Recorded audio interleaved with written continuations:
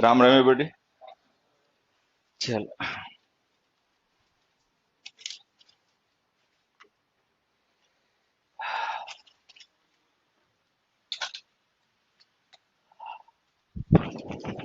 चलो देखो पहला क्वेश्चन असाइनमेंट का क्या है आंसर इसका। हाँ, आकर। ठीक है, हाँ, डू डट डिड मॉडल्स के साथ वर्ब की फर्स्ट फॉर्म लिखा करो। फर्स्ट फॉर्म होती है आकर। नेक्स्ट में आ जाओ। This example doesn't however explains the situation fully. इसका आंसर क्या है? एक्सप्लेन आ जाएगा। ठीक है, डू डट डिड मॉडल्स के साथ फर्स्ट फॉर्म लिखा करो, वो वाली जो बेस फॉर्म होता है। एक्सप्लेन्स जो होती है ना, ये सिंगुलर फॉर्म होती है, इसकी बेस फॉर्म होती है एक्सप्लेन, वो लिखो। नेक्स्ट का आंसर बताओ। मस्ट और ऑट टू दोनों मॉडल्स एक साथ नहीं आएंगे, इनमें से किसी एक को या तो रिमूव कर दो या एंड से जोड़ दो। या तो इनके बीच में एंड यूज कर लो या फिर दोनों में से किसी एक को रिमूव कर दो। ठीक है, जो सही लगे वो कर लो। अगला देखो। Though they could have held him they let him fall. हरिओ, इसको ऐसे समझना, दे लेट हिम फेल। अब देखो ये जो फेल वर्ब हमने यूज किया ना, इसके बाद कोई ऑब्जेक्ट नहीं लिखा, तो ये वर्ब इंट्रांसिव होनी चाहिए। फेल वर्ब होती है इंट्रांसिव? हाँ, नहीं होती। मुझे तो लगता है होती है सेकंड फॉर्म में। देखो रिवीजन रिवीजन कर लिया करो, नहीं कर रहे हो तो ऐसे ही मौज लो। फेल वर्ब सेकंड फॉर्म में इंट्रांसिव होती है, फर्स्ट फॉर्म में ट्रांसिव होती है।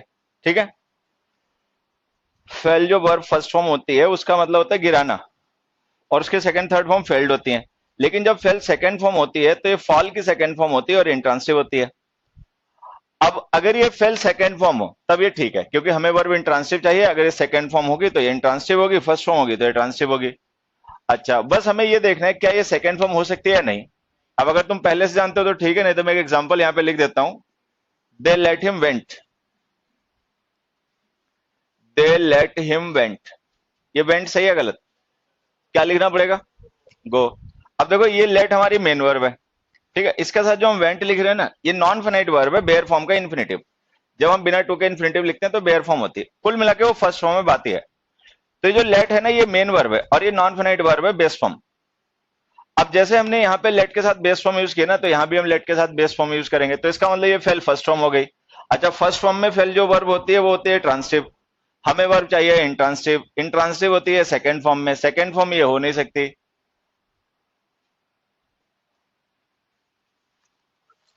नेक्स्ट पे आ जाओ। फिफ्थ का आंसर अपने आप बताओ। गेट। गेट लिखो, गेट मॉडल्स के साथ वर्ब की फर्स्ट फॉर्म लिखा करो, तो गेट के बजाय गेट लिखो। अगला देखो। I haven't any time left so let me go now. ये हैवंट वर्ब है या हेल्पिंग वर्ब? Helping verb. कैसे बदल गया? हेल्पिंग वर्ब भी है, नॉट लिखा उसके साथ। ठीक है, तो नॉट जो होता है वो कॉन्ट्रैक्टेड फॉर्म में हेल्पिंग वर्ब के साथ लिखा जाता है। तो अगर ये हेल्पिंग वर्ब है तो इसके बाद कहीं ना कहीं पे मेन वर्ब आनी चाहिए थर्ड फॉर्म में। अच्छा, मेन वर्ब कोई लिखी नहीं है। एनी टाइम जो है वो नाउन है। लेफ्ट जो है वो पास्ट पार्टिसिपल है, एडजेक्टिव जो टाइम को डिस्क्राइब करने के लिए है।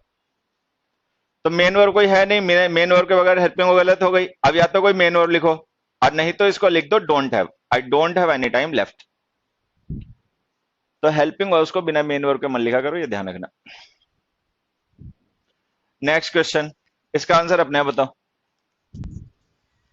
नेक्स्ट क्वेश्चन का आंसर अपने आप बताओ। ये क्या पहन के आया है तू? क्या पहन के आया? नहीं,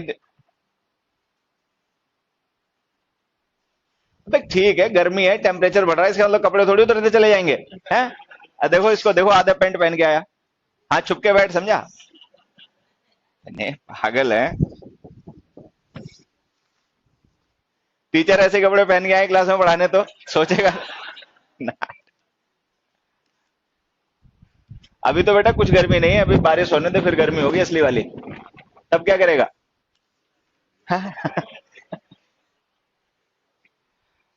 क्लास में कपड़े ढंग के पहन के आया करो। नए पहनो, पुराने पहनो, फैशनेबल पहनो, कैसे पहनो, लेकिन पूरे आधे नहीं। ठीक है, अगले क्वेश्चन देखो। सेवंथ का आंसर बताओ। अबे सेवंथ का आंसर बता दो। अब ये नहीं पता होगा फैशन के दीवानों को। हाँ, शुड नॉट हेल्पिंग वर्ब हो गई, अफ्रेड एडजेक्टिव हो गए, मेन वर्ब है नहीं कोई, लिख दो। एडजेक्टिव है तो उससे पहले लिंकिंग वर्ब भी आएगी, तो या तो बी लिख दो या गेट लिख दो। तो अफ्रेड एडजेक्टिव होता है और अपना समझ लो जल्दी से। गेट चेंज इन स्टेट होता है, बी स्टेट होती है बेटा। अगला देखो, some members are not agree to this proposal. ये क्वेश्चन हम लोग कल ही डिस्कस कर रहे थे, अगर बी की फॉर्म के साथ में कोई मेन वर्ब लिखोगे तो आईएनजी फॉर्म में या थर्ड फॉर्म में। अभी आर बी की फॉर्म में, इसके साथ अगर एग्री वर्ब लिखोगे तो या तो एग्रींग लिखो या एग्रीड लिखो। अच्छा, कल हमने पढ़ा कि दोनों ही नहीं लिख सकते। एग्री स्टेट डिस्क्राइब करते हैं, आईएनजी फॉर्म बनेगा नहीं, इंट्रांसिटिव वर्ब होती है, पैसिव भी बनेगा नहीं। तो इसका मतलब वर्ब को तो हम चेंज कर नहीं सकते, तो अब हेल्पिंग वर्ब को ही चेंज करके लिखना पड़ेगा। तो आर की जगह लिख दो do. Some members do not agree. अगला देखो, each member has have his share of profit. Had, has, had. Have की फॉर्म्स के साथ मेन वर्ब थर्ड फॉर्म में लिखा करो, तो हैज के साथ लिखो had.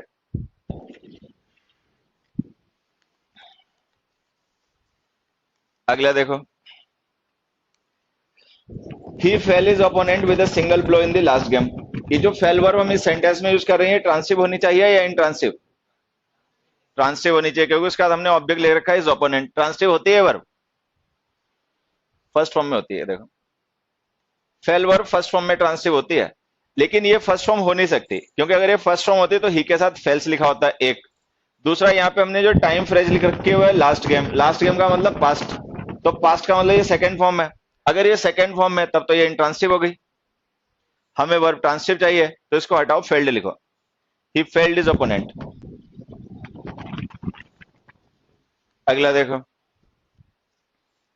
The manager and all other staff kept quite silently as long as the chairman was present. यहाँ पे जो हमने कीप वर्ब लिखी है, इसके थ्रू हम क्या रेफर कर रहे हैं? एक्शन डन बाय देम और स्टेट ऑफ देम। स्टेट, अगर हम कीप वर्ब का यूज स्टेट डिस्क्राइब करने के लिए करें तो ये लिंकिंग वर्ब। लिंकिंग वर्ब के बाद कॉम्प्लीमेंट आएंगे। कॉम्प्लीमेंट एडजेक्टिव होते हैं, एडवर्ब। एडजेक्टिव साइलेंटली होता है, साइलेंट, साइलेंट, तो साइलेंट लिख दो। अगला देखो, a radio signal was sent to the spacecraft. इसका आंसर अपने आप बताओ। सेंट, ये जो सेंड लिखा है ये बेस फॉर्म होती है, थर्ड फॉर्म नहीं होती है। पैसिव वॉइस में थर्ड फॉर्म लिखा करो, सेंट, SENT।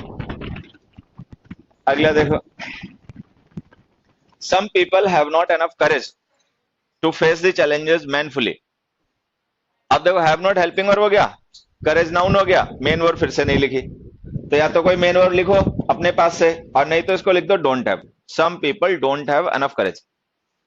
हेल्पिंग वर्ब्स को बिना मेन वर्ब के मत लिखा करो। 14th का आंसर अपने बताओ।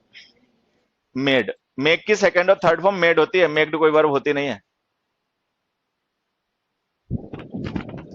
अगला देखो, 15th क्वेश्चन में जो हमने बिगन लिखा है, वर्ब की कौन सी फॉर्म है? Third form. थर्ड फॉर्म बिना हेल्पिंग वर्ब के तो आएगी नहीं, तो अब यहाँ पे हेल्पिंग वर्ब तो कोई लिखी नहीं है, ठीक है।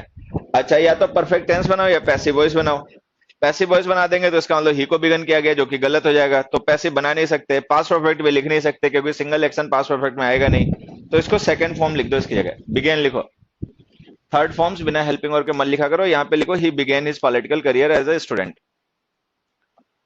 16th का आंसर अपने आप बताओ। अब देखो, जैसे हमने ये सेंटेंस लिखा, iron is beaten and flatten into thin sheets, जो भी। अब हमें पता है जो सब्जेक्ट है ये डूअर नहीं है, चूंकि ये डूअर नहीं है तो हम क्या करेंगे? पैसिव वॉइस लिखेंगे इसके साथ। पैसिव वॉइस लिखेंगे तो हमें बी के साथ वर्ब की थर्ड फॉर्म लिखनी पड़ेगी। अब ये रही बी और ये रही वर्ब की थर्ड फॉर्म। अब इनमें से जो बीटन है, ये एक वर्ब होती है, और उसके सेकंड फॉर्म बताना। बीट की सेकंड फॉर्म तो बता चुटको, बीट की सेकंड फॉर्म क्या होती है? यहां से जो ग्रामर की बुक मिली है उसमें दे रखी है वर्ब की फॉर्म्स, पढ़ लो अगर नहीं आती हैं। आती भी है नहीं, पढ़ेंगे भी है नहीं। बीट, बीट, बीटन, तो बीट की सेकंड फॉर्म बीट होती है, थर्ड फॉर्म बीटन होती है, तो ये जो थर्ड फॉर्म ने बीटन लिख रखी है तो ठीक है। अच्छा, अब बात कर लेते हैं फ्लैटन की। ये जो वर्ब फ्लैट होती है, ये कोई वर्ब नहीं होती है, एडजेक्टिव होता है। ये डिस्क्रिप्शन है, ये कोई एक्शन नहीं है। इसको हम वर्ब बनाएंगे तो हमें ऐसे लिखना पड़ेगा, फ्लैटन। अब ये जो वर्ब बनी है कौन सी फॉर्म में? Base form. अब अगर ये बेस फॉर्म है तो हमें पैसिव वॉइस में तो थर्ड फॉर्म चाहिए, तो थर्ड फॉर्म के लिए फ्लैटेंड लिखो। तो जब हम कभी किसी नाउन या एडजेक्टिव को वर्ब बनाते हैं तो वो जो एन ई एन लिखा होता है वो थर्ड फॉर्म नहीं, वो बेस फॉर्म होती है। तो लिखो फ्लैटेंड। अगला देखो। हाँ, 17th क्वेश्चन में हमें कैसी वर्ब चाहिए, ट्रांसिव या intransitive? Intransitive. Object is not given there, then use lay, L A Y, let की जगह लिखो ले। और ये जो ले लिखा है फर्स्ट फॉर्म है या second form? Second form. Lie के सेकंड फॉर्म ले इंट्रांसिव होता है, वही है। 18th का आंसर समझ में आएगी और कल ही डिस्कस कर रहे थे। अरे 18th का answer is doing and will do. Is helping verb है, विल हेल्पिंग वर्ब है, विल के साथ फर्स्ट फॉर्म आएगी, इसके साथ आईएनजी फॉर्म आएगी, तो अलग अलग लिखो। Is doing and will do. अगला भी वैसे हो जाएगा। We have always been and shall always be with our friends. तो हैव के साथ थर्ड फॉर्म आएगी, बीन लिखो। शैल के साथ फर्स्ट फॉर्म आएगी बी, वो लिखी हुई है। अगला देखो। It has and may hurt us more in the future. It has hurt and may hurt. Has के साथ थर्ड फॉर्म आएगी, मे के साथ फर्स्ट फॉर्म आएगी, भले वो एक ही फॉर्म होती है, तो उसकी तीनों फॉर्म सेम होती है, लेकिन अलग अलग लिखनी पड़ेंगी। 21st भी आंसर आसानी है। हाँ, प्रिडिक्ट्स। देखो एंड के बाद जो हमने वर्ब यूज किया ना प्रेडिक्ट, उसके साथ सब्जेक्ट नहीं लिखा, उसका सब्जेक्ट असल में जेसन ही है। तो अगर जेसन सब्जेक्ट है तो वर्ब की सिंगुलर फॉर्म यूज करो, प्रेडिक्ट्स।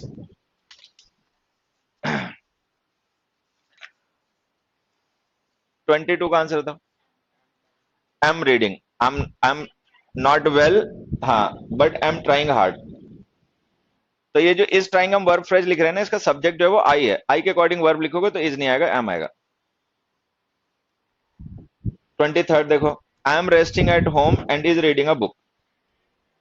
अब एम लिखना हालांकि कंपलसरी नहीं है, ऑप्शनल है। अगर लिखा हो तो भी ठीक है, ना लिखा हो तो भी ठीक है, क्योंकि जो पहले वाला एम है वो भी हेल्पिंग वर्ब भी है। तो जो हमने पहले एम लिख रखा वो भी हेल्पिंग वर्ब है, बाद में लिखोगे वो भी हेल्पिंग वर्ब होगा, तो इसको लिखना कंपलसरी नहीं है। लिख दोगे तो भी ठीक है, नहीं लिख दोगे तो भी ठीक है। अगला देखो। His name is Siddharth but everyone calls him. What does everyone call him या how does everyone call him? What का रिप्लाई चाहिए, हाउ का रिप्लाई तो चाहिए नहीं, तो एज हमने गलत लिख दिया, से हटा दो। एज का यूज तब क्या करो जब हमें एडवर्ब फ्रेज, एडवर्ब क्लॉज की जरूरत हो। अगला देखो।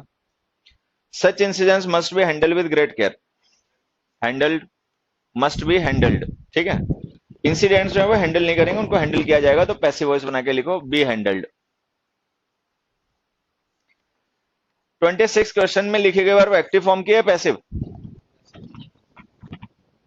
देख के नहीं बोलते तुम लोग क्या है? कैन इंटरप्रेट वर्ब एक्टिव है या पैसिव? एक्टिव है। सब्जेक्ट उसका डूअर है या कोई और? वर्ड्स इंटरप्रेट करेंगे, वर्ड्स को इंटरप्रेट किया जाएगा?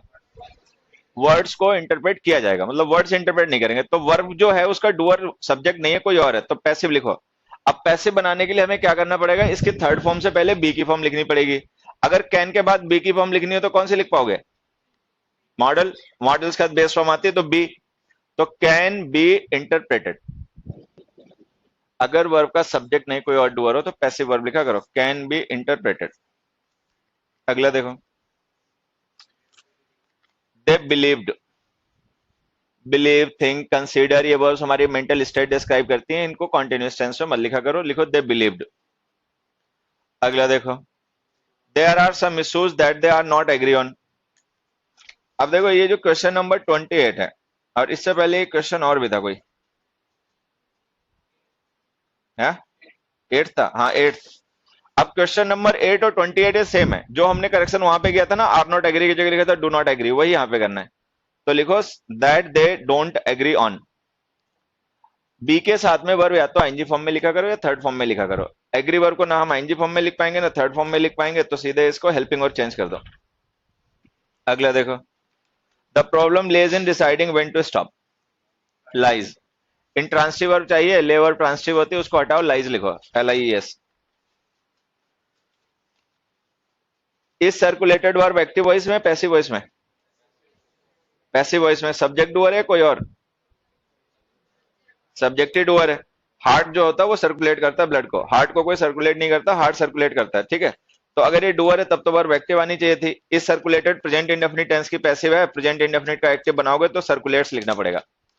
The heart circulates.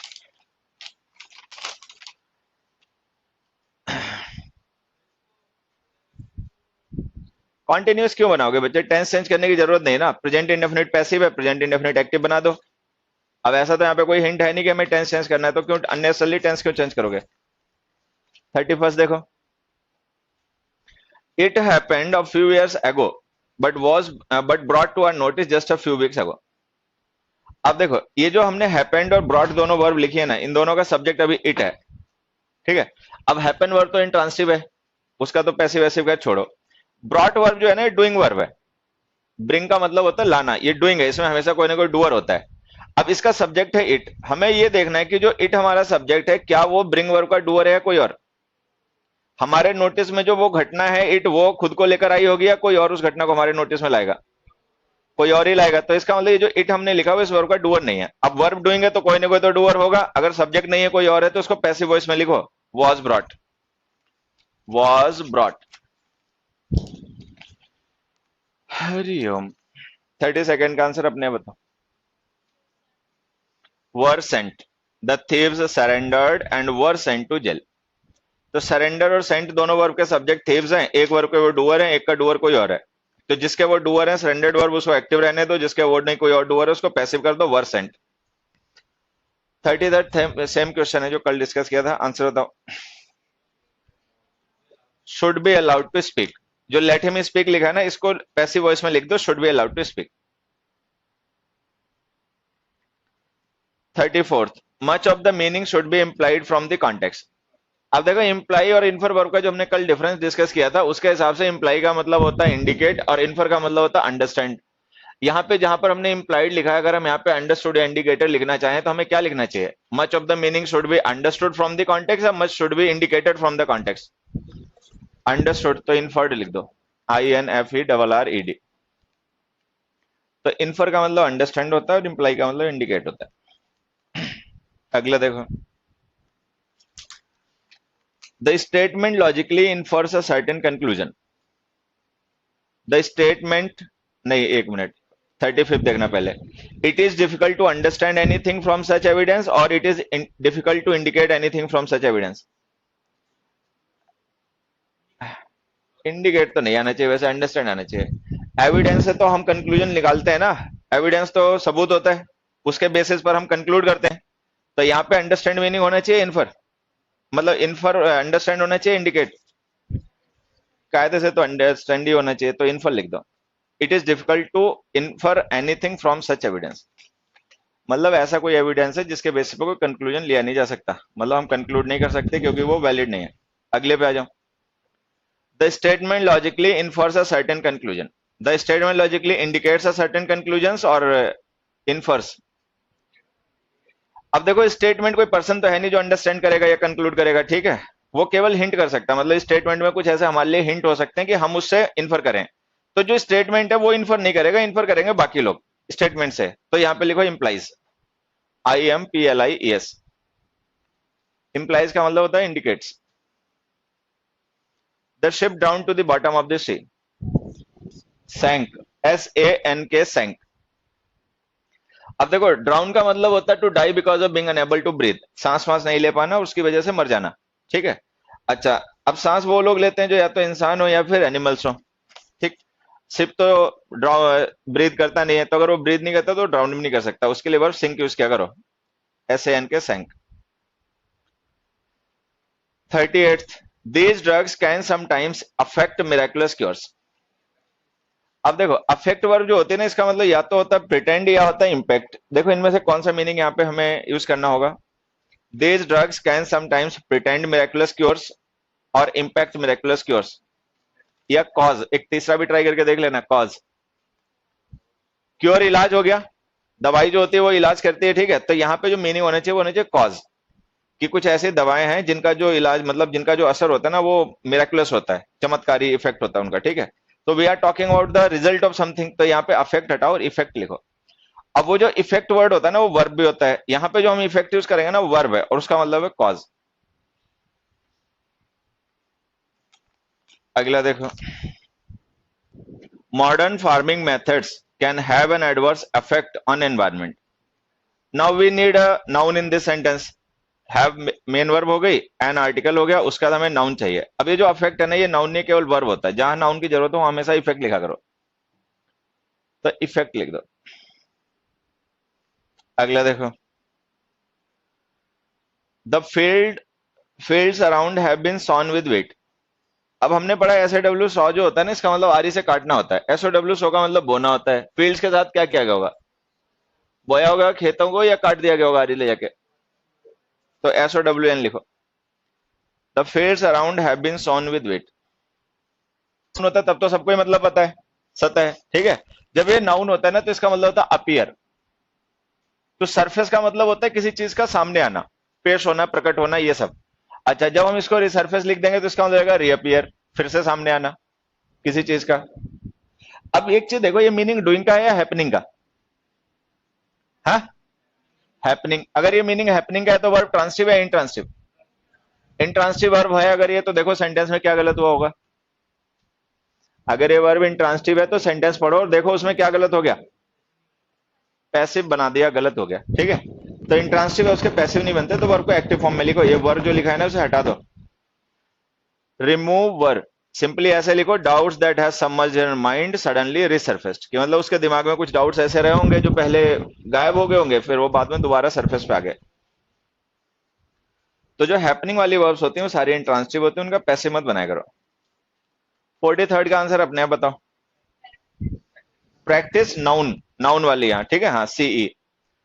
टेक्स हमारी मेन वर्ब हो गई, अ लॉट ऑफ डिटर्मिनर हो गया। अब उसके बाद हमें नाउन लिखना है, तो ये जो हमने प्रैक्टिस लिख रखा है ये वर्ब वाली स्पेलिंग है, नाउन वाली स्पेलिंग होती है सीई।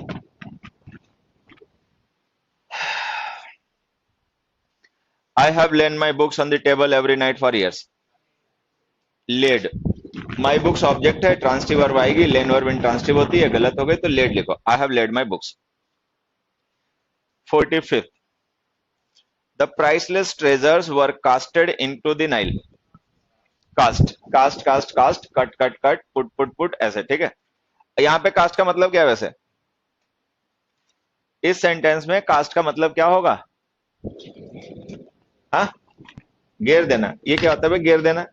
अबे देहाती ससुर, तुम नहीं सुधरोगे कभी। आज तक कभी सुना कहीं पे घेर देना है? यार, तेरा मुंह, उल्लू कहीं के। पहले घेर देना बोला था ना, घेर देना बोला था पहले। हाँ, फेंक देना, शेप देना। अच्छा, फिर तो तुम ज्यादा ही गलत हो, इससे तो घेर देना ही सही था। इस कास्ट का मतलब है फेंक देना।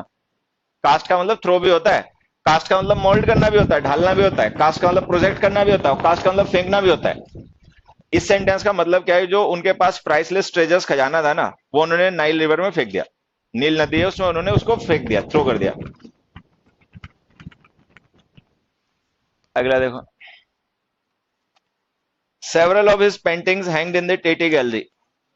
हंग, हंग का मतलब टांगना, सस्पेंड करना, लटकाना, ये सब। The kids have been risen on a diet of hamburgers. नहीं नहीं नहीं नहीं, एक और है। He was the last man to be hung for murder. अब आएगा हैंग्ड। हैंग्ड का मतलब फांसी देना।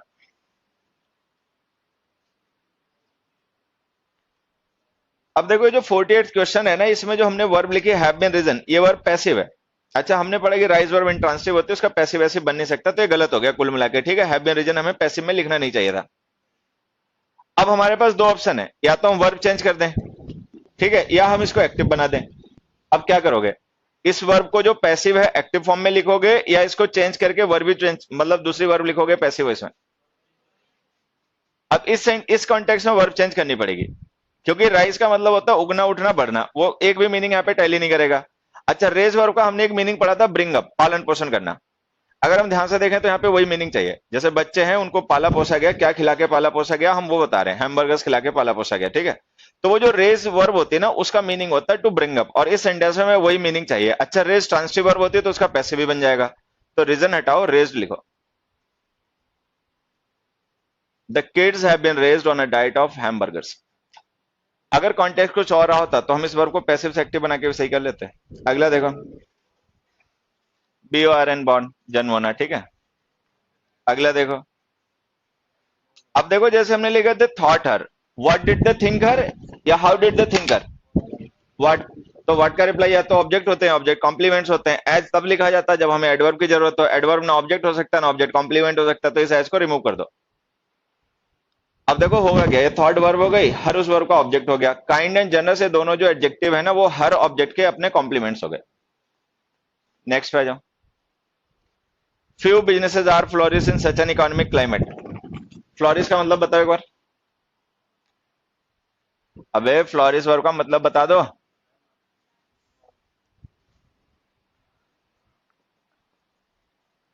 टू डेवलप, ये मतलब होता है इसका।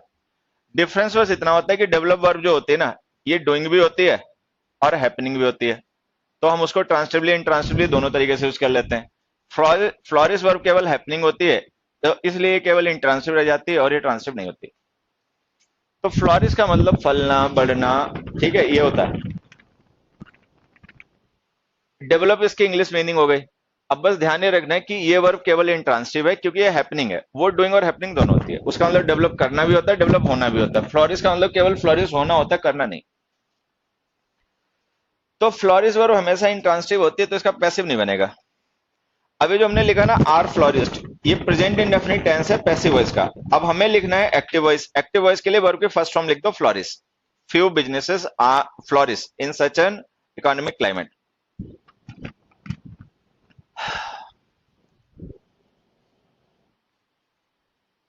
52nd क्वेश्चन में देखो हमें वर्ब की जरूरत है पार्टिसिपल की। वर्ब की हैज हेल्पिंग वर्ब है ना, उसका मेन वर्ब की थर्ड फॉर्म आएगी। तो जो बी आर एन बॉन्ड लिखा है ना, इसमें ई लगा दो। जहां वर्ब की जरूरत हो वहां हमेशा B R N E bond लिखा करो। और यहाँ पे इस बॉन्ड का मतलब टॉलरेटेड हो जाएगा, C S bond the responsibility, कि उसने कैरी हो जाएगा वैसे, कि जितनी जिम्मेदारियां वो सारी उसने कैरी की। 53rd सेंटेंस में वर्ब ट्रांसिटिव चाहिए या इंट्रांसिटिव। अब देखो साइंड वर्ब के बाद ना हमने प्रेपोजिशन लाइक लिख रखी है, और वो जो ग्लास नाउन है वो प्रेपोजिशन का ऑब्जेक्ट है, वर्ब का ऑब्जेक्ट नहीं है। तो अगर वो प्रेपोजिशन का ऑब्जेक्ट है तो इसका मतलब वर्ब तो ऑब्जेक्ट है ही नहीं, तो वर्ब इंट्रांसिटिव हो गई। अब इंट्रांसिटिव और साइंड नहीं होती, शोन होती है। The dark polish would shown like glass. Shown का मतलब चमकना, साइंड का मतलब चमकाना। अगला देखो, इसका आंसर अपने बताओ। अब आएगा शाइंड, ठीक है, क्योंकि यहाँ पे हमने ऑब्जेक्ट लिख रखा है ना शूज, तो ऑब्जेक्ट लिख रखा है ट्रांसिटिव वर्ब आएगी, तो शोन की जगह शाइंड लिख दो। अगला देखो, I wish mobile phones had never been discovered. Mobile phone discovery है इन्वेंशन है। तो डिस्कवरी या इन्वेंशन ये तो नहीं पता, लेकिन बवाल तो है से। तो खैर यहाँ पे इन्वेंशन लिखो, इन्वेंटेड। ठीक है, I wish mobile phones had never been invented.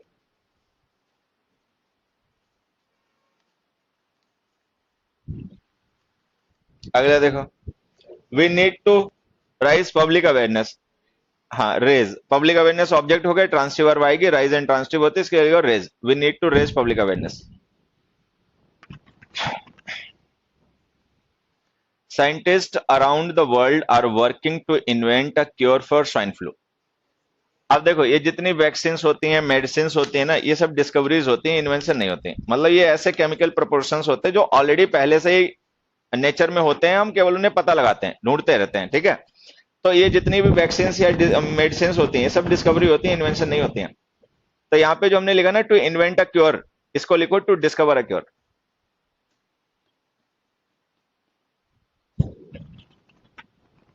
अगला देखो, shall I bring a gift to my host family. ये पर्सन कहीं से आ रहा है या कहीं जा रहा है? हाँ, वो देखो पीछे बैठे देहाती हो कह रहे आ रहा है। अरे, तुम्हें होस्ट का मतलब भी पता है क्या होता है? हाँ, कौन कह रहा था आ रहा है? अगर ये होस्ट के यहाँ जा रहा है तो इसका मतलब गेस्ट हो गया। अगर एक गेस्ट हो गया तो ये जा रहा है कहीं। अगर ये जा रहा है तो वर्ब ब्रिंग नहीं, टेक यूज करो। Shall I take a gift, take to somewhere, brings from somewhere.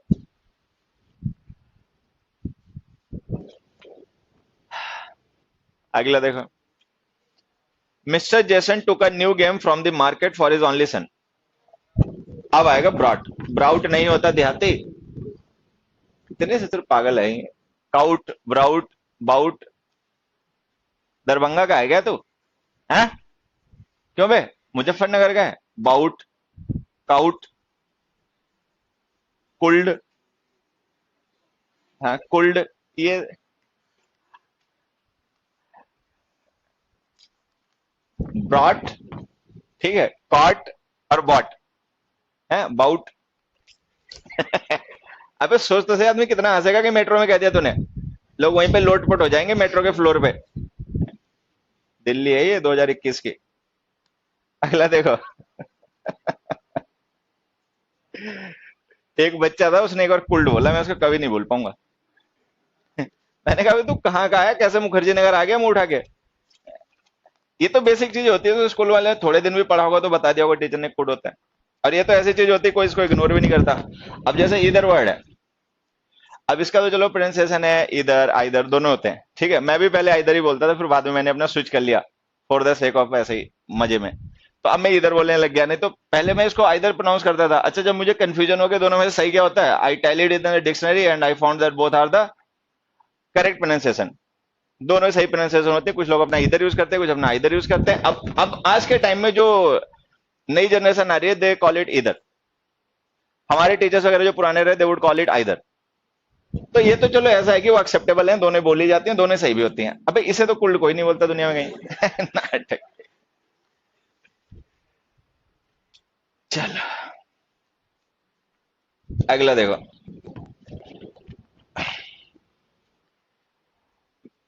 The teacher didn't take test today, give लिख दो, the teacher didn't give test today.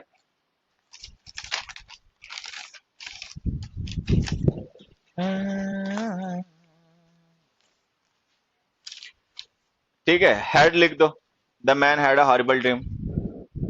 Herbal तो नहीं लिख लिया तुम में से किसी ने, हैं? Herbal dream, organic dream. The river has overflown its banks. अब देखो यहाँ पे एक वर्ब होती है फ्लाई, इसकी सेकंड फॉर्म होती है फ्लू और थर्ड फॉर्म होती है फ्लोन। ये वर्ब की फॉर्म्स वैसे ग्रामर वाली बुक में दे रखी है, कंफ्यूजन हो तो पढ़ लेना। तो ये फ्लाई फ्लू फ्लोन होता है। फिर एक वर्ब यहाँ पे होती है फ्लो, उसकी सेकंड फॉर्म होती है फ्लोड और थर्ड फॉर्म होती है फ्लोड। गलती हमसे ये होती है कि हम फ्लो की थर्ड फॉर्म फ्लोड लिखने के बजाय फ्लोन लिख लेते हैं, ठीक है, बस इतनी गलती होती है। अब इसको अपना आगे से ध्यान रखना कि फ्लाई फ्लू फ्लोन होता है, फ्लो फ्लोड फ्लोड होता है। रिवर जो होती है वो फ्लाई नहीं करती, वो फ्लो करती है, तो उसके साथ थर्ड फॉर्म लिखनी हो तो फ्लोड लिखो। तो इसको लिखो, द रिवर हैज ओवरफ्लोड। तो फ्लोन जो होता है वो फ्लाई की थर्ड फॉर्म होता है, reverse don't fly, hence don't use phloem, use flowed instead. अगला देखो,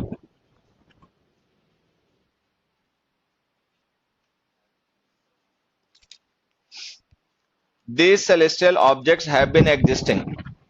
अब देखो हैव बीन एग्जिस्टिंग जो हमने लिखा ना, परफेक्ट कॉन्टिन्यूअस टेंस, ये एग्जिस्ट वर्ब स्टेट होती है। एग्जिस्ट करना कोई डूइंग या हैपनिंग नहीं है, वो स्टेट है। तो जो वर्ब स्टेट डिस्क्राइब करते हैं उनका कॉन्टिन्यूअस टेंस मत लिखा करो, और जिसका कॉन्टिन्यूअस नहीं बनता उसका परफेक्ट कॉन्टिन्यूअस भी नहीं बनता। तो परफेक्ट टेंस लिखो हैव एग्जिस्टेड। जिन वर्ब्स का कॉन्टिन्यूअस टेंस नहीं बनता उनको परफेक्ट कॉन्टिन्यूअस में भी मत लिखा करो, तो लिखो हैव एग्जिस्टेड। अगला देखो, I could found no mistake. अब देखो मान लो इस सेंटेंस में कुड ना लिखा हो, तब तब ये सही। अगर कुड ना लिखा हो तब ये सही, और कुड लिख दोगे तो ये गलत। कुड लिखोगे तो इसको फर्स्ट फॉर्म मानना पड़ेगा। फर्स्ट फॉर्म में इसका मतलब होता है ले द फाउंडेशन, स्थापना करना, जो यहाँ पे गलत हो जाएगा। तो फाइंड लिखो, I could find no mistake. Question number 65 का आंसर ये बच्चा बताएगा जो सामने बैठा। बता बेटा, क्वेश्चन नंबर 65 पढ़ और पता कर इसमें क्या गड़बड़ होगी, नहीं तो आज तो कुटा।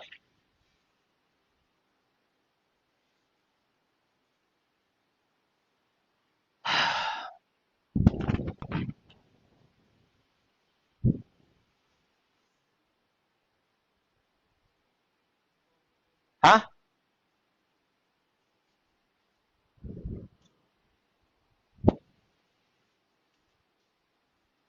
अबे धतूरे,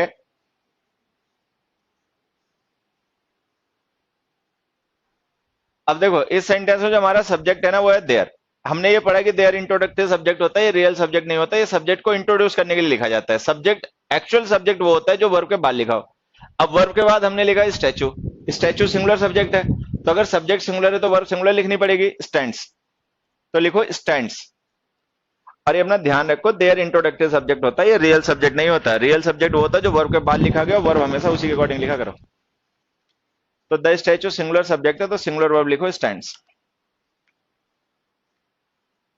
66 का आंसर अपने आप बताओ। अब आएगा फाउंडेड, ले द फाउंडेशन। अगला देखो, we wanted to buy the furniture but another couple bade a higher amount. अब यहाँ पे देखो, अगर बेड का मतलब ऑर्डर करना हो, किसी कुछ करने के लिए कहना हो, तब तो ये ठीक है, लेकिन अगर इसका मतलब बोली लगाना है तो फिर ये गलत है। और इस पर्टिकुलर कॉन्टेक्स्ट में इसका मतलब वही है, तो इसको बेड के बजाय बिड लिखो। Bid bid bid. तो बिड की फर्स्ट सेकंड थर्ड तीनों फॉर्म सेम होती हैं। अगला देखो, हर tears will illicit great sympathy. हाँ, एलिसिट, ELICIT, ये इलिसिट एडजेक्टिव होता है, वर्ब होता भी नहीं है, भी ध्यान रखना। और एलिसिट जो हम वर्ब लिखेंगे उसका मतलब यहाँ पे क्या होगा, draw. Her tears will draw great sympathy, मतलब उसके आंसुओं से ना लोगों को लोगों की सिंपैथी मिल जाएगी उसको। ये तो मतलब हो गया, she will get sympathy from her tears. We need to go back as I have forgotten my wallet at your home. हाँ, left. When you have to refer to place, don't use forget or remember. These are the verb which refer to our mental state. We don't have to refer to the mental state. We are referring to a place. Hence use leave verb. अगला देखो, the boat traveled smoothly across the lake. देखो इसे इधर से समझो, जैसे जो Airways के मोड्स होते हैं, जैसे प्लेन्स हैं, they fly in air. Waterways जो होते हैं, boats, they sell in water. Roadways के जो मोड्स होते हैं, buses, trains, they run on land. अब इन मोड्स ऑफ ट्रांसपोर्टेशन के साथ में हम इस तरीके की वर्ब्स यूज करते हैं, fly, airways, sail, waterways, run, roadways. अच्छा, अब बच गई बात कि ट्रेवल किसके लिए यूज करें, passengers. Passengers travel from place to place. Passengers travel from place to place. तो ये जो ट्रैवल वर्ब यूज होती है ना, ये ट्रैवलर के लिए यूज किया करो, मीन्स ऑफ ट्रांसपोर्टेशन के लिए नहीं। उसके लिए फ्लाई, रन, सेल ये यूज किया करो। तो द बोट सेल्ड के, द बोट सेल्ड लिखो बजाय के ट्रेवल्ड।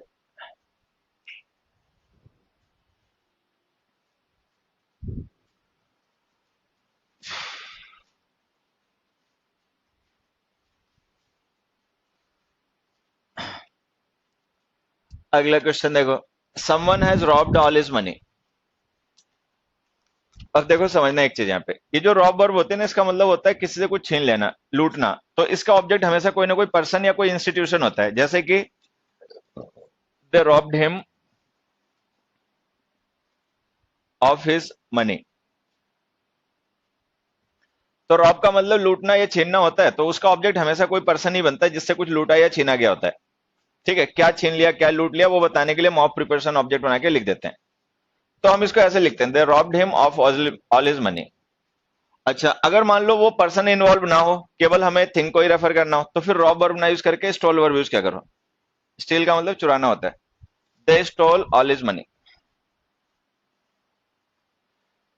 तो स्टील वर्ब का ऑब्जेक्ट तो थिंग बन जाएंगी, लेकिन रॉब वर्ब का ऑब्जेक्ट हमेशा पर्सन या कोई इंस्टीट्यूशन, जैसे बैंक हो गया या कुछ भी ऐसा हो गया।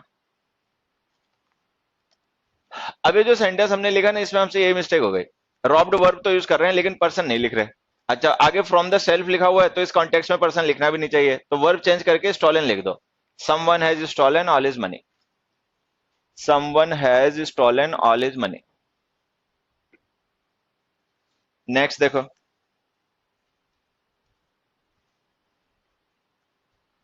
आई वुड एडमायर एनी कमेंट्स। अब यही कहानी एडमायर के साथ होती है, जैसे कि मान लो हमने लिखा दे एडमायर्ड हिज ऑनेस्टी। तो जो एडमायर वर्ब होती है ना, इसका मतलब अप्रिशिएट करना, लाइक करना, ये सब होता है। इसका भी ऑब्जेक्ट हमेशा कोई पर्सन नहीं होता है।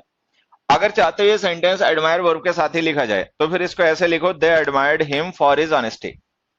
दे admired him for his honesty, तो सही हो जाएगा। नहीं तो अगर इतनी मेहनत नहीं करना चाहते हो तो इस सिचुएशन में एडमायर वर्ब हटा दो, एप्रिशिएट लिख दो। दे एप्रिशिएटेड हिज ऑनेस्टी। तो ये अपना ध्यान देना, एडमायर और रॉब वर्ब का ऑब्जेक्ट हमेशा पर्सन लिखा करो। थिंग्स अगर ऑब्जेक्ट हो तो रॉब की जगह स्टिल लिख दिया करो और एडमायर की जगह अप्रिशिएट लिख दिया करो। तो ये जो क्वेश्चन है ना, इसमें अप्रिशिएट लिखो। I would appreciate any comments.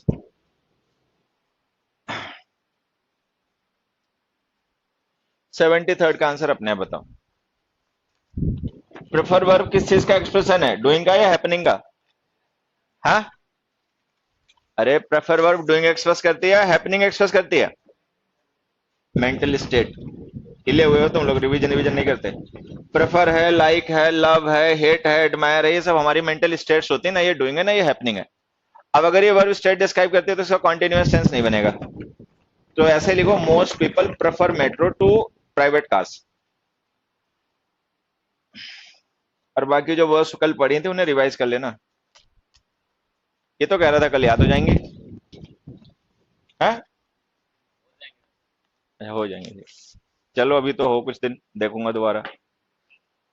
अगला देखो, the sound of the truck receded back into the distance. Recede का मतलब क्या होता है? Go back. रिसीड का मतलब था गो बैक। अब देखो जैसे हमने रिसीड वर्ब लिख दी ना, तो इसके साथ ये बैक एडवर्ब लिखने की अब जरूरत नहीं, इसे हटा दो। 75 समझी गए होगे? रिबिल्ड का मतलब टू बिल्ड अगेन होता है, तो उसके साथ में वो जो हमने अगेन लिखा उसकी जरूरत नहीं, उसे रिमूव कर दो। अगला देखो, I shall try to know the address of his parents. अपने आप सोचो और पता लगाओ इसमें क्या गलत हो सकता है। जितनी भी इंग्लिश थोड़ी बहुत इतने दिनों में सीख पाए हो, समझ पाए हो कॉन्सेप्ट्स को, उन सबको अप्लाई करके देखो, कुछ पकड़ में आएगा।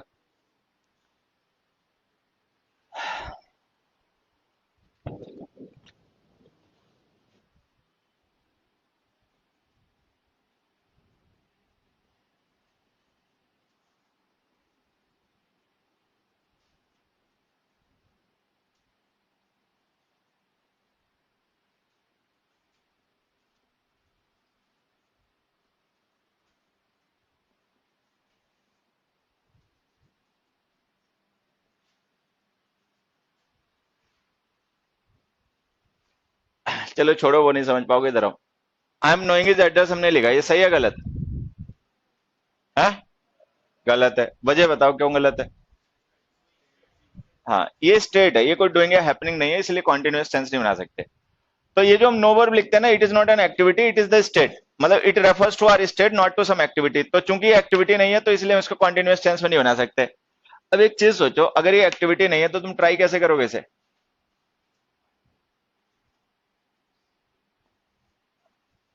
तो यहाँ पे ध्यान देना, नो का मतलब पता होना होता है और फाइंड आउट का मतलब पता करना होता है।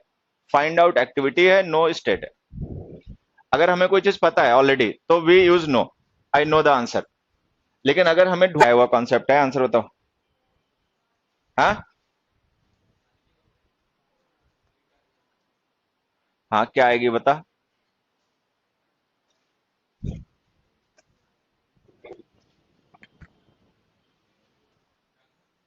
ड्रंकन लिखो, ड्रंकन। Drunken sleep. ड्रंक का यूज क्या करो पीपल के लिए, ड्रंकन का यूज क्या करो थिंग्स के लिए। स्लीप जो है वो पर्सन नहीं है, स्टेट है, थिंग की कैटेगरी से है। तो उसके साथ लिखो ड्रंकन। कॉज्ड बाय ड्रिंकिंग हो गया इसका मतलब। अगला देखो,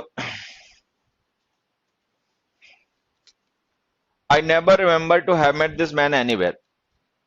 देखो आंसर तो चलो छोड़ो। I never remember to have met this man, ये तो सेंटेंस वो है जो हमें सही करना है, लेकिन हम इसको एक दूसरे सेंटेंस से रिलेट करते हैं। I never visited Taj Mahal dash. अब देखो जैसे ये सेंटेंस हमने लिखा है नेवर विजिटेड ताजमहल, तो ये सेंटेंस अभी तो खैर सही है। नेवर का मीनिंग बताना। Not at any point in time.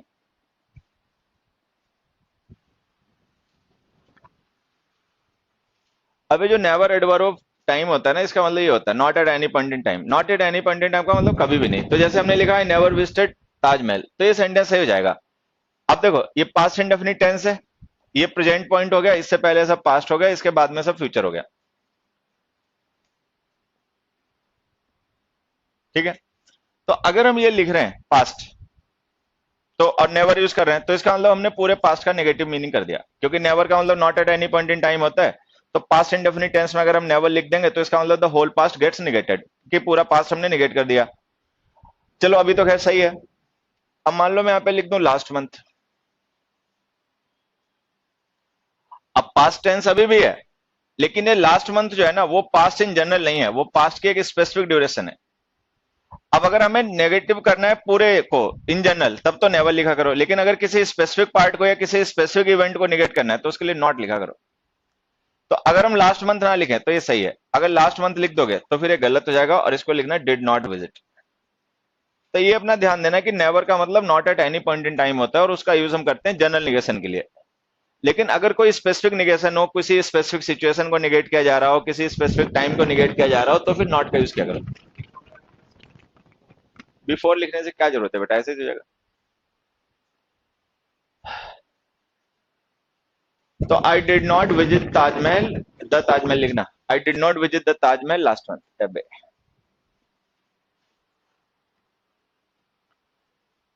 तो अगर लास्ट मंथ नहीं लिखा होता तो वो सही हो जाता, वो जनरल पास्ट का निगेशन हो जाता। हमें पूरे पास्ट को निगेट नहीं करना, हमें पास्ट की एक स्पेसिफिक ड्यूरेशन है, लास्ट मंथ उसी को निगेट करना है, तो फिर नॉट लिखो।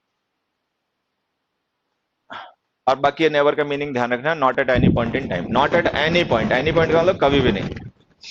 अब इसमें आ जाओ, ये जो हमने लिखा never remember to have met this man, ये कोई पर्टिकुलर मैन है, उससे मिलने या नहीं मिलने को लेकर ये बात हो रही है। तो मतलब ये जो रिमेंबर है ना, ये जनरल सेंस में नहीं हो रही, ये केवल इस पर्टिकुलर एक्शन के लिए हो रही है। Do not, I do not remember to have met this man, इसको ऐसे लिखो। तो पर्टिकुलर निगेशन के लिए नॉट लिखा करो, जनरल निगेशन के लिए नेवर लिखा करो, बस ये।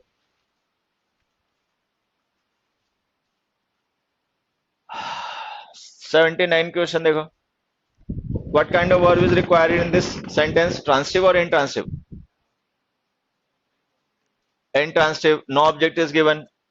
ठीक है, सोफा जो है वो ऑन प्रिपरेशन का ऑब्जेक्ट है, वर्ब का कोई ऑब्जेक्ट है नहीं, तो ले लिख दो, लेट की जगह लिखो ले, लाइक ए सेकंड फॉर्म।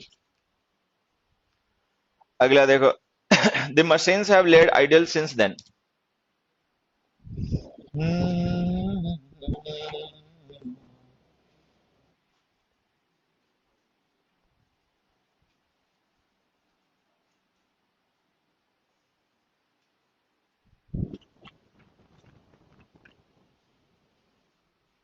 इसका मीनिंग होता है बेटा, ये जो डबल अंडरलाइन वर्ड है आइडल, इसका मीनिंग होता,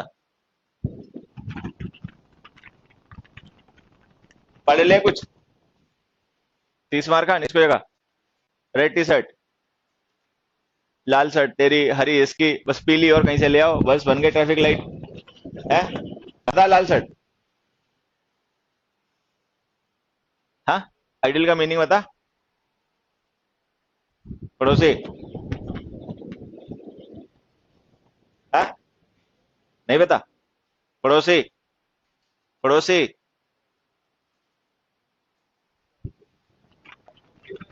हाँ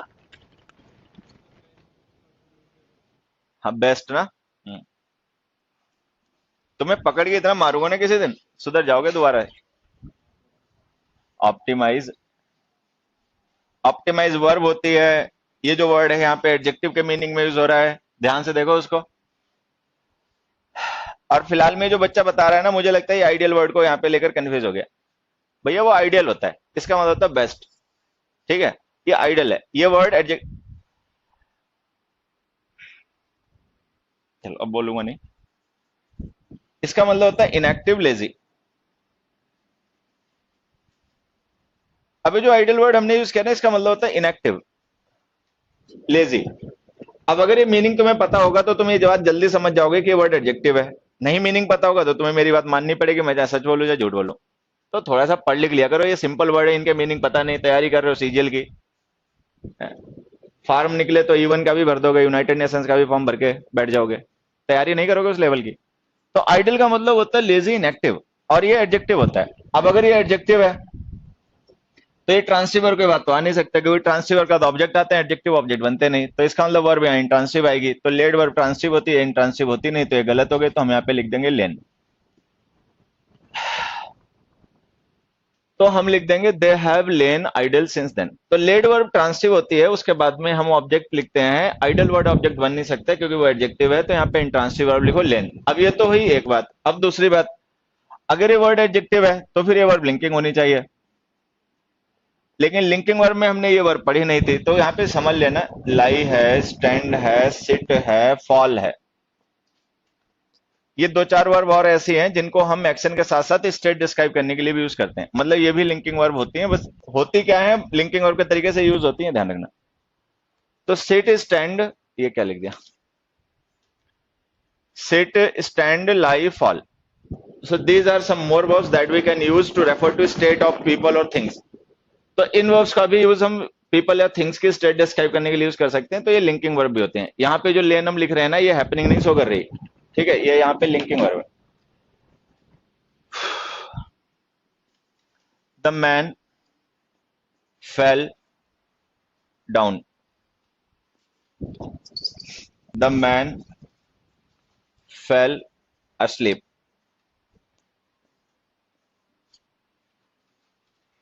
अब देखो दोनों सेंटेंस में हमने सेम वर्ब यूज की, the man fell down, the man fail asleep। अब हमने पढ़ा कि फॉल वर्ब जो होती है इंट्रांसिटिव होती है और ये हैपनिंग शो करती है, कुछ होना। अब इस सेंटेंस में वर्ब हैपनिंग एक्सप्रेस कर रही है, कोई पर्सन गिर पड़ा नीचे तो ये हैपनिंग है, मतलब एक इवेंट है, एक्टिविटी है गिरने की।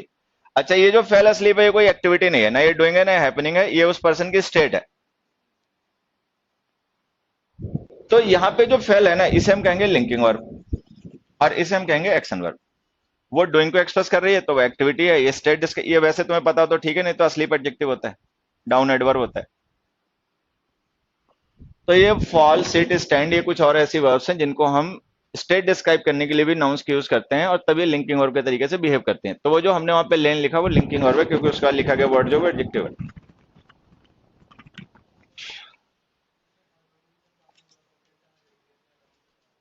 किसके बाद में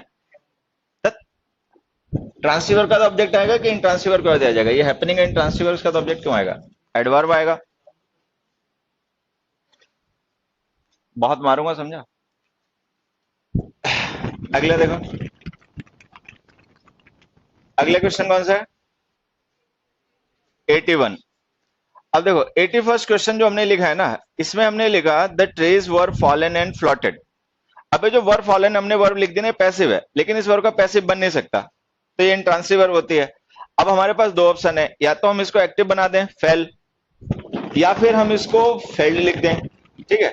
अभी फिलहाल में इसको फेल्ड लिखो, FELLED।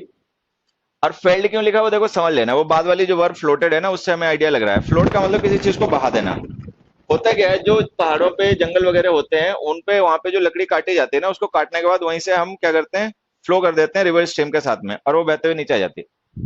तो ये जो हमने फेल्ड लिखा है ना, इसका मतलब है काटना। ट्रीज को वहां पे ऊपर काटा गया और उसी के साथ में फ्लो कर दिया गया, बहा दिया गया नदी में, और वो नीचे आ गया, ये मीनिंग है इसका। The book has been laying there for weeks. अब देखो no object is given, we need a transitive verb, laying is an, मतलब हमें ट्रांसिटिव नहीं ट्रांसिटिव वर्ब की जरूरत है, और लेइंग ट्रांसिटिव वर्ब है, तो लिखो lying, the book has been lying there for weeks. 83rd का आंसर अपने आप बताओ, क्वेश्चन नंबर 83 का आंसर अपने आप बताओ।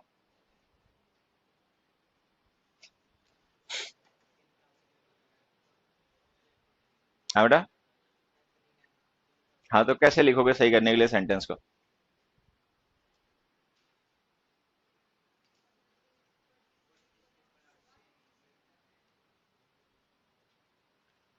हाँ इस क्वेश्चन को लिखो, what this people are saying will never happen. Happen happening verb होती है इंट्रांसिटिव, ऑब्जेक्ट आ नहीं सकता। व्हाट क्लॉज जो होती है वो या तो सब्जेक्ट होती है ऑब्जेक्ट होती है, तो ये व्हाट क्लॉज इसका ऑब्जेक्ट बन नहीं पाएगी, तो इसको सब्जेक्ट बना के लिख दो, इट हटा दो और उसकी जगह इसी क्लॉज को लिख दो, what this people are saying will never happen. अगला देखो, people often lie reeds on the grave. Reach का मतलब क्या होता है? अबे रीच का मतलब क्या होता है?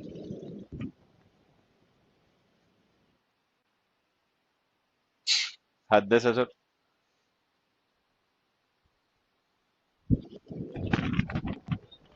हाँ,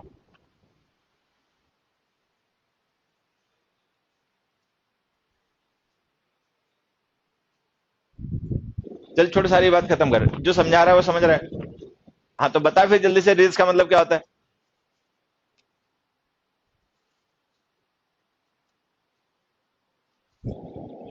अभी तो कह रहा था समझ रहा हूं, अब क्यों नहीं बता रहा?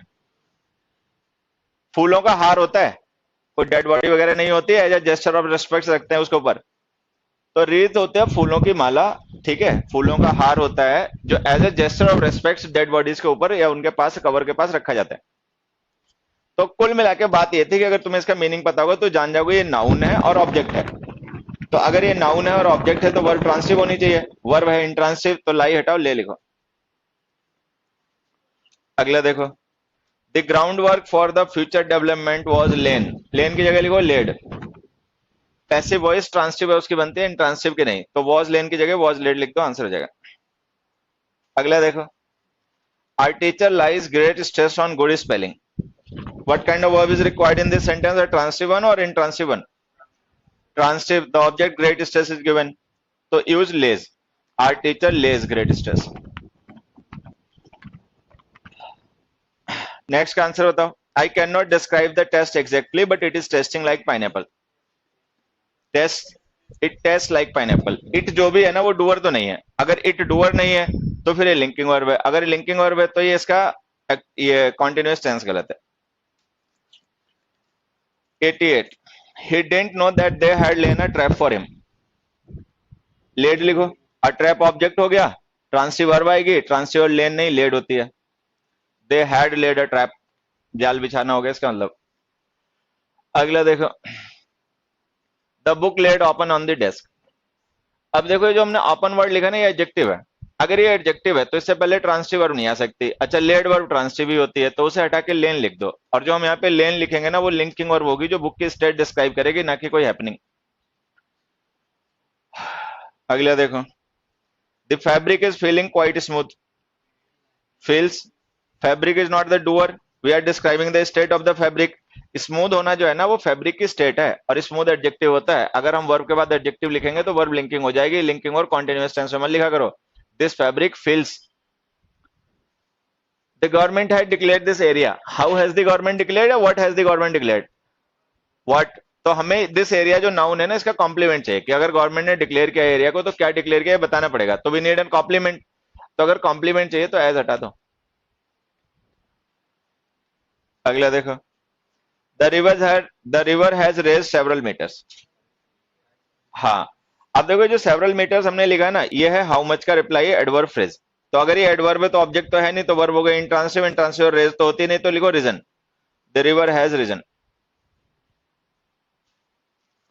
सम people can not remain, remain is the linking verb, linking verb are followed by adjectives, ठीक है। तो ये सीरियसली जो है इसको हटाओ, सीरियस लिखो, लिंकिंग वर्ब के बाद में एडवर्ब नहीं एडजेक्टिव लिखा करो। अगला क्वेश्चन देखो, smoking chimneys have risen air pollution, raised, raised लिखो, रेज्ड, एयर पॉल्यूशन ऑब्जेक्ट है तो ट्रांसिटिव वर्ब आएगी, तो रेज लिखो, रेज का मतलब बढ़ाना। तो धुएं वाली जो चिमनियां हैं उन्होंने क्या किया, पॉल्यूशन को बढ़ा दिया, इंक्रीज कर दिया। 95th का आंसर अपने आप बताओ, स्प्रेड, स्प्रेड, स्प्रेड, स्प्रेड की फर्स्ट सेकंड थर्ड सारी फॉर्म सेम होती है, तो स्प्रेडेड मत लिखो, स्प्रेड लिखो। 96 देखो, रेजिंग, मनी ऑब्जेक्ट हो गया, ट्रांसिटिव वर्ब इकट्ठी करो, अ, इकट्ठी करो क्या बकवास कर रहा हूं, रेजिंग लिखो, चलो छोड़ो, these children are raising money. 97 का आंसर अपने आप बताओ।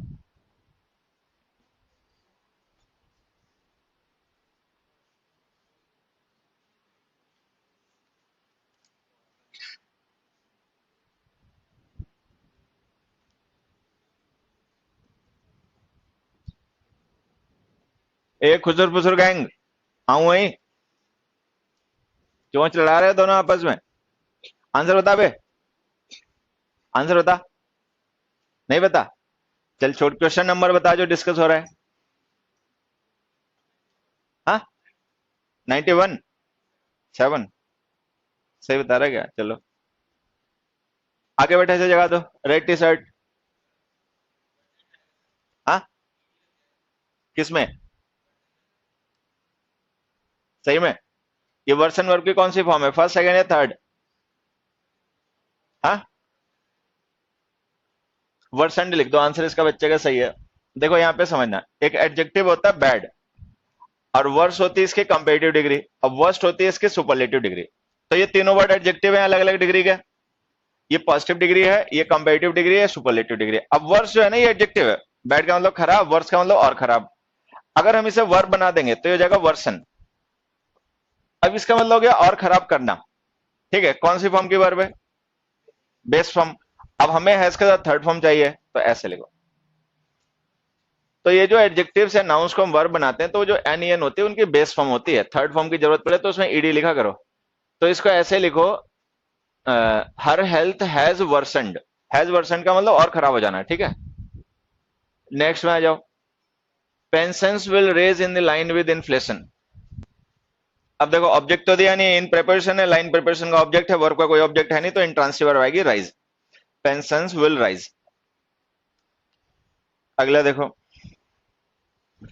His eyes were deep at sunk as a result of prolonged illness. अब अगर तुम लोग जानते हो पहले से तो ठीक है, नहीं तो ये डीप वर्ड जो होता है ना ये एडजेक्टिव होता है, और अगर हम इसके साथ एंड से कोई दूसरा वर्ड जोड़ेंगे तो वो भी एडजेक्टिव होगा। अब हमने पढ़ा कि संक वर्ब होती है, एडजेक्टिव होता है संकन, तो यहां पे लिखो sunken, his eyes were deep and sunken.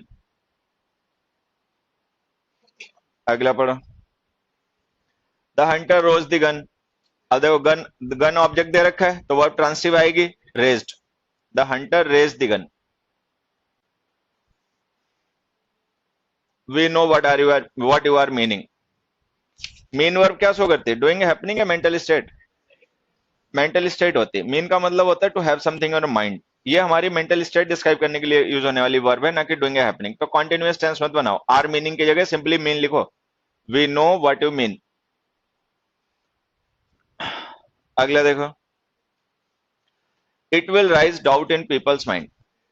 Raise, doubt object हो गया, ट्रांसिटिव वर्ब आएगी तो रेज लिखो। He surprised when he came to know that they had got married. Surprise verb का मतलब सरप्राइज हो जाना होता है या करना होता है? सरप्राइज का मतलब सरप्राइज कर देना या सरप्राइज हो जाना? कर देना, कर देना। सरप्राइज का मतलब होता है सरप्राइज करना, और ये डूइंग वर्ब होती है ट्रांसिटिव। अब जैसे हमने लिखा है सरप्राइज, उसने सरप्राइज कर दिया, अगर इसका मतलब सरप्राइज होना हो तो ये सेंटेंस सही हो जाएगा, लेकिन इसका मतलब सरप्राइज होना नहीं, सरप्राइज करना होता है, डूइंग होती है। तो अगर हम ये लिख रहे हैं सरप्राइज, तो उसने सरप्राइज कर दिया, अब किसे कर दिया बताना भी पड़ेगा। अब या तो ऑब्जेक्ट लिखो यहाँ पर कि उसने किसे सरप्राइज किया। अच्छा, सेंटेंस पढ़ोगे तो पता चलेगा उसने सरप्राइज किया नहीं, बल्कि बेचारा खुद ही हुआ, मतलब उसने किसी को सरप्राइज नहीं किया, उसको कोई जानकारी मिली जिससे वो सरप्राइज हो गया। तो अब ऑब्जेक्ट तो लिख नहीं सकते, तो इसको पास्ट पार्टिसिपल बना दो, इससे पहले लिंकिंग और लिख के, he got surprised, he got surprised. तो ऐसी वर्ब जो डूइंग ट्रांसिटिव हो, अगर उनके साथ ऑब्जेक्ट लिखने का स्कोप ना हो तो उनको पास्ट पार्टिसिपल बना दिया करो, उनसे पहले लिंकिंग और लिख के। 104 का आंसर अपने आप बताओ। फेल, ठीक है, हाँ फेल। देखो वैसे तो यहाँ पे जो हमारा सब्जेक्ट है ना वो वन है, ऑफ प्रिपरेशन है, किड्स प्रिपरेशन का ऑब्जेक्ट है, वर्ब का सब्जेक्ट है वन, वन के अकॉर्डिंग वर्ब लिखेंगे तो फॉल्स आएगी। लेकिन अगर मान लो हम फॉल्स लिख भी देंगे तो present indefinite tense regular action के लिए जो होता है, ये रेगुलर एक्शन है नहीं, पास्ट का कोई इवेंट है जिसे रिपोर्ट किया जा रहा है, तो टेंस हमें लिखना चाहिए past indefinite. Past indefinite verb की सेकंड फॉर्म लिखो फेल। अगला देखो, द टेम्परेचर में fail sharply in the night.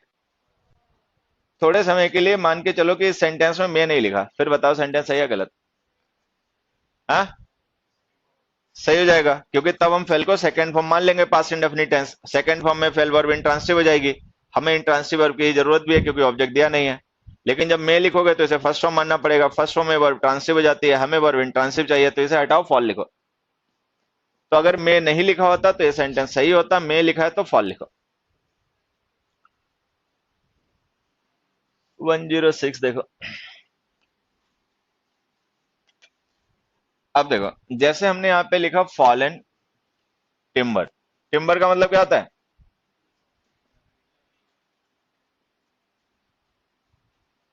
इसका मतलब होता है इमारती लकड़ी, जो कमर्शियल यूज में यूज होती है, समझे? अब देखो, यहाँ पे हमने क्या किया, इस नाउन के साथ में एडजेक्टिव लिखा फॉल की थर्ड फॉर्म फॉलन को, यहाँ पर हमने यूज किया फेल की थर्ड फॉर्म फेल्ड को। अब हमने पढ़ा कि वर्ब के थर्ड फॉर्म को जो हम एडजेक्टिव बना के किसी नाउन के साथ लिखते हैं तो उसका मीनिंग पैसिव हो जाता है, लेकिन चूंकि फॉल वर्ब हमेशा हैपनिंग शो करती है तो उसका पैसिव बन नहीं सकता। तो अगर हम फॉलन टिम्बर लिख रहे हैं तो इसका मतलब हो गया the timber that has fallen, मतलब ऐसी लकड़ियां, ऐसे पेड़ जो अपने आप गिर पड़े। अच्छा, फेल्ड जो वर्ब है वो डूइंग है, अगर उसको पास्ट पार्टिसिपल बना के टिम्बर के साथ लिख दोगे तो इसका मीनिंग पैसिव हो जाएगा, और इसका मतलब हो जाएगा the timber that has been felled, मतलब ऐसे पेड़ या ऐसी लकड़ी जिसको काटा गया है, जिसको फेल किया गया है, मतलब जो अपने आप नहीं हुआ।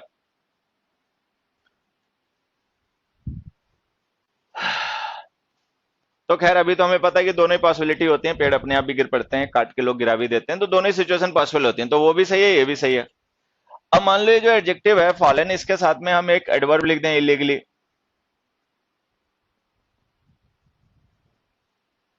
अब इलीगल क्या होता है? पेड़ों का गिरना या गिराना? गिराना, तो ये तो हो गया गलत और ये हो गया सही। तो समझ लो अगर हम इलीगली ना लिखें तो वो दोनों ही सही है। जैसे इलीगली लिखोगे बस पहले वाला गलत हो जाएगा, दूसरा वाला सही हो जाएगा। पेड़ों का गिरना नहीं काटना इलीगल होता है। तो ये जो सेंटेंस है ना, इसमें यही लिखो, the police team has seized illegally felled timber, मतलब जो गैर कानूनी रूप से काटे गई लकड़ी है वो।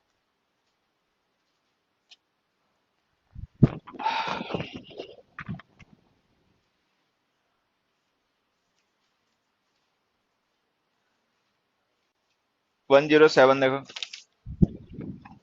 अराउज्ड, अराइज वर्ब इंट्रांसिटिव होती है, हमने ऑब्जेक्ट लिख रखा बाद में आर सस्पेंशन, तो वर्ब ट्रांसिटिव आनी चाहिए, लिखो अराउज्ड। अराउज का मतलब उकसाना, भड़काना, प्रोवोक करना। 108, इस सेंटेंस में हेड के बाद हमें वर्ब की जरूरत है नाउन की? 108 क्वेश्चन है, उसमें हेड के बाद वर्ब लिखनी है नाउन। नाउन कैसे बदला? नाउन नहीं लिखना है, द डिटर्मिनर लिख रखा है, द आर्टिकल लिख रखा है ना, तो इसका मतलब यहाँ पे नाउन आएगा। अब नाउन ही अफेक्ट होता नहीं, नाउन हमेशा इफेक्टिव होता है, तो जहां नाउन की जरूरत हो वहां हमेशा इफेक्ट लिखा करो। 109 का आंसर बताओ।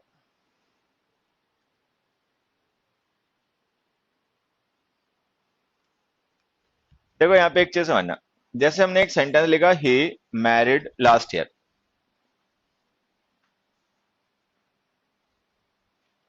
तो जो लास्ट ईयर है ना, ये तो टाइम फ्रेज है, एडवर्ब फ्रेज है जो टाइम को रेफर कर रही है। मैरिड हमारी वर्ब है, ही सब्जेक्ट है। अब अगर तुम्हें पता हो तो ठीक है, नहीं तो मैरी वर्ब ट्रांसिटिव होती है और डूइंग होती है। मैरी का मतलब होता है शादी करना, तो ये डूइंग ट्रांसिटिव वर्ब है। तो अगर हम ये लिख रहे हैं ना ही मैरिड, होम डिड से ही मैरी, ये बताना पड़ेगा। तो कोई ऑब्जेक्ट लिख दो, ही मैरिड हर, जो भी चाहे लिख दो। नहीं कुछ समझ में आए तो इसको एडजेक्टिव बना दो, इससे पहले लिंकिंग और लिख के। तो या तो ऑब्जेक्ट लिखो और नहीं तो लिखो he got married last year. तो मैरी वर्ब ट्रांसिटिव होती है, डूइंग होती है, बिना ऑब्जेक्ट के मत लिखा करो, नहीं ऑब्जेक्ट हो तो लिंकिंग वर्ब बना, इससे पहले लिख के इससे पास्ट पार्टिसिपल बना दो। 109 क्वेश्चन देखो वो ऐसा ही है।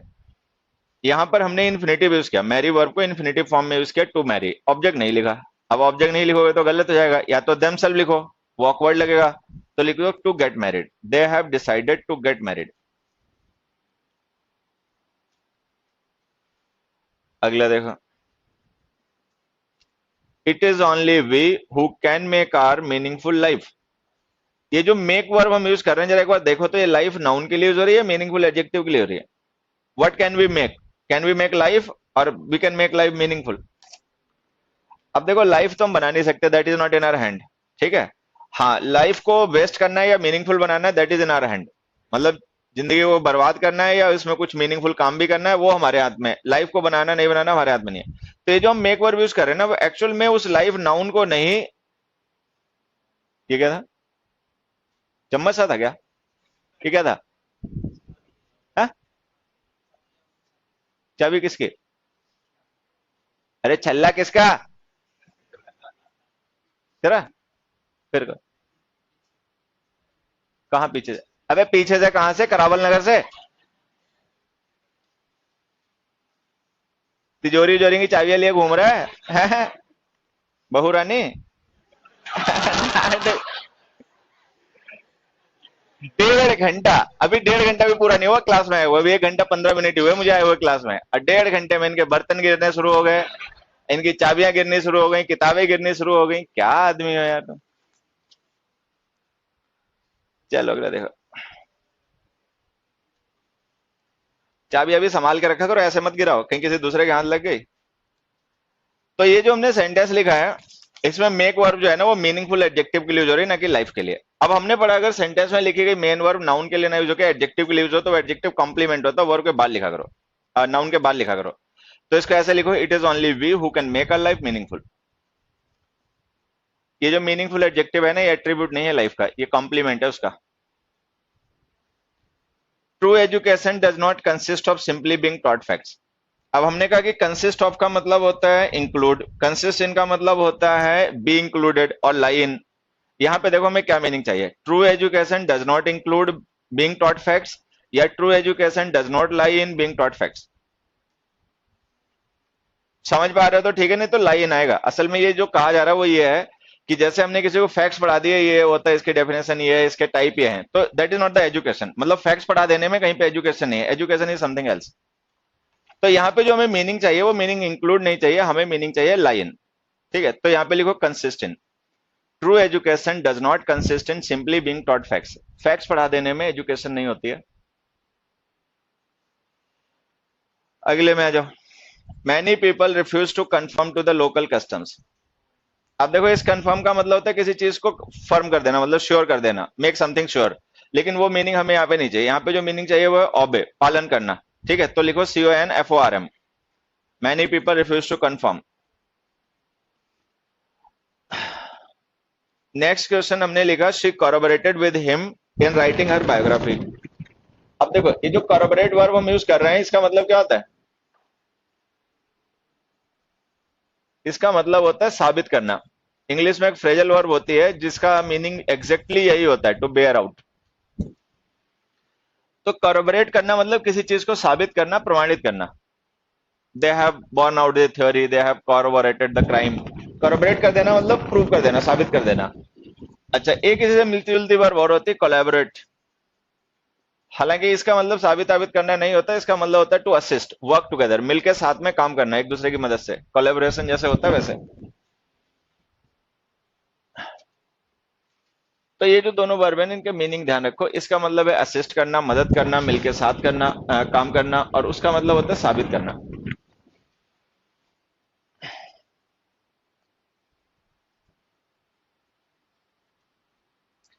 113 जो हमारा क्वेश्चन है ना, इसमें कोलैबोरेटेड लिखो और इसका मतलब हो जाएगा assisted. She collaborated with him in writing her biography. मान लो कोई पर्सन उसकी बायोग्राफी लिख रहा है, तो जिसकी बायोग्राफी लिखी जा रही है उसने उस बायोग्राफी लिखने वाले पर्सन को असिस्ट भी किया, उसका साथ भी दिया बायोग्राफी लिखने में। 114 देखो, these plants resemble to grass in appearance. कल हमने पढ़ा है रिजेंबल वर्ब को एक तो आईएनजी फॉर्म में मत लिखा करो, दूसरा इसका प्रिपोजिशन भी मत लिखा करो। तो ये दोनों ही बातें ध्यान रखना। अब आईएनजी फॉर्म में तो खैर नहीं लिख रखा, लेकिन जो प्रिपोजिशन लिखी वो गलत हो गई, तो टू हटा दो। रिजेंबल ट्रांसिटिव वर्ब होती है, आगे ध्यान रखना। अगला देखो, this photographer does not look you. इसे देखो,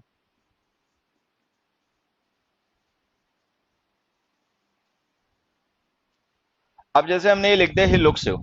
अब हमने पढ़ा कि लुक लिंकिंग वर्ब होती है, तो अगर ये लिंकिंग वर्ब होती है तो इसके बाद जो भी हम नाउन प्रोनाउन एडजेक्टिव लिखेंगे वो कॉम्प्लीमेंट हो जाएगा।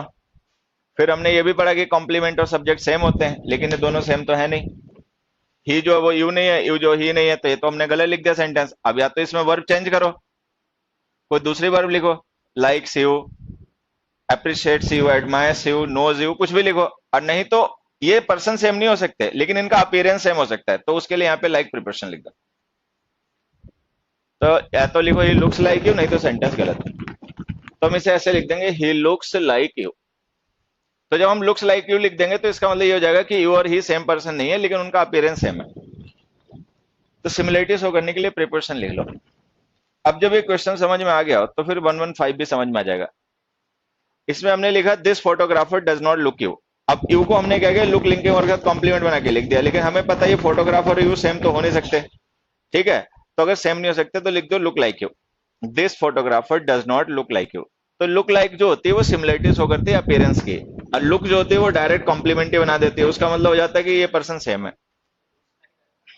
हाँ, लुक्स लाइक, इसमें लुक्स आएगा ना, उसमें लुक्स क्यों आएगा, डज नॉट लिखा है बेटा, उसके बाद लुक आएगा। डू डज डिड मॉडल के बाद बेस फॉर्म लिखा करो। इंट्रांसिव है तभी तो प्रिपरेशन आई। अगला देखो, they have borne a grudge against me ever since they that day. अब देखो यहाँ पे हमें वर्ब की जरूरत है पार्टिसिपल की, वर्ब की, हैव हेल्पिंग वर्ब होगा, उसके बाद मेन वर्ब की थर्ड फॉर्म आएगी, तो बी और एनी बॉर्न लिखो, बॉर्न का मतलब कैरिड। अगला देखो, I never thought I could make it as an actor but my parents always believed me. इसका आंसर अपने आप बताओ।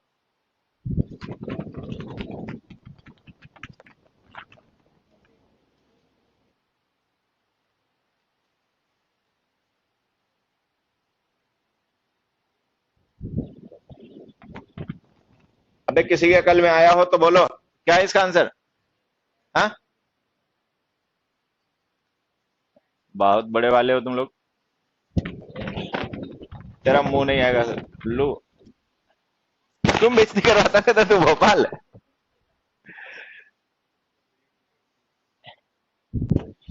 एक मूवी है अगर तुमने देखी हो, पोस्टर बॉयज, ठीक है, हाल फिलहाल में जो कॉमेडी मूवीज आई उनमें अच्छी है।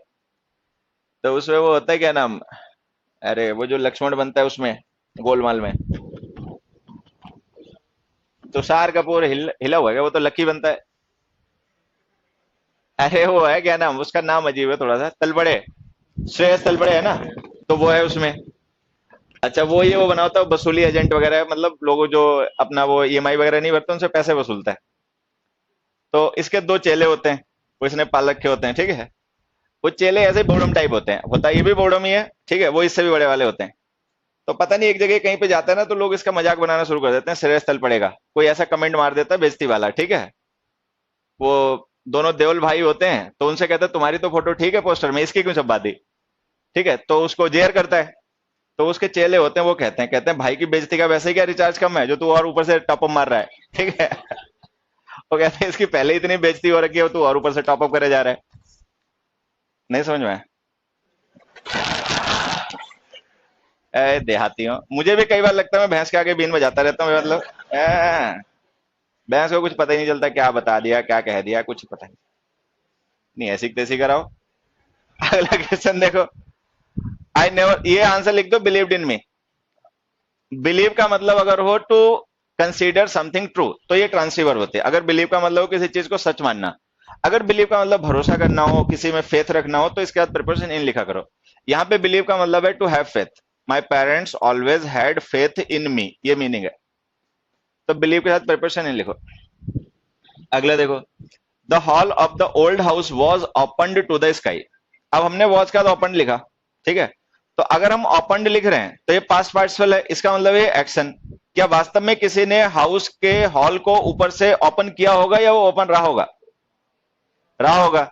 ये जो हम यहाँ पे डिस्क्राइब कर रहे हैं, ये स्टेट है या एक्शन है? स्टेट है, तो केवल एडजेक्टिव लिखो, पास्ट पार्टिसिपल मत लिखो, ओपन लिखो, ओपन हटा के open. The hall of the old house was open to the sky. अगला देखो, the train was arrived at the station 2 hours लेट। Arrive is in intransitive verb, don't use in passive voice, drop was. Arrive intransitive verb होती है, passive voice में मत लिखा करो। Finally he remembered the tiny detail that had alluded him the night before. अब देखो, एक वर्ब है हमारे पास अल्यूड, और एक वर्ब है इल्यूड। अभी जो अल्यूड वर्ब होती है ना, इसका मतलब होता है टू रेफर टू, मतलब किसी चीज को क्वाट करना, उसका रेफरेंस देना, इनडायरेक्ट एग्जांपल देना, ये मतलब होते हैं। अच्छा, इल्यूड वर्ब जो होती है ना, इसका मतलब होता है टू इवेड, टू एस्केप, किसी चीज का एस्केप हो जाना, ये, या बचना किसी चीज से, अवॉइड करना। तो इल्यूड वर्ब का मतलब होता है इवेड, एस्केप। अल्यूड का मतलब होता है टू रेफर टू, किसी चीज का एग्जांपल देना, रेफरेंस देना, ये। बोलने में एक सी लगती है लेकिन इनके मीनिंग अलग अलग होते हैं, ध्यान रखना। अब ये जो हमारा क्वेश्चन है ना, इस पे आओ। इसमें देखो क्या कह रहे हैं, finally he remembered the tiny detail, मतलब वो उसको डिटेल छोटी सी जो भी रही होगी वो बाद में याद आ गई। That had alluded him the night before, जो मतलब एक दिन एक रात पहले उसके दिमाग से निकल गई होगी, इवेट कर गई होगी, एस्केप कर गई होगी। तो जो अलूडेड लिखा ना इसे हटाओ, इल्यूड लिखो। That had eluded him the night before, तो इसका मतलब रहेगा that had escaped him the night before. चलो, तो बाकी अपना रिवीजन रिवीजन करना, ये लो बच्चे। अब बाकी कल मिलते हैं, आज के लिए सभी को बाय। हद है भाई, आदमी इतना डाउट करता है आजकल।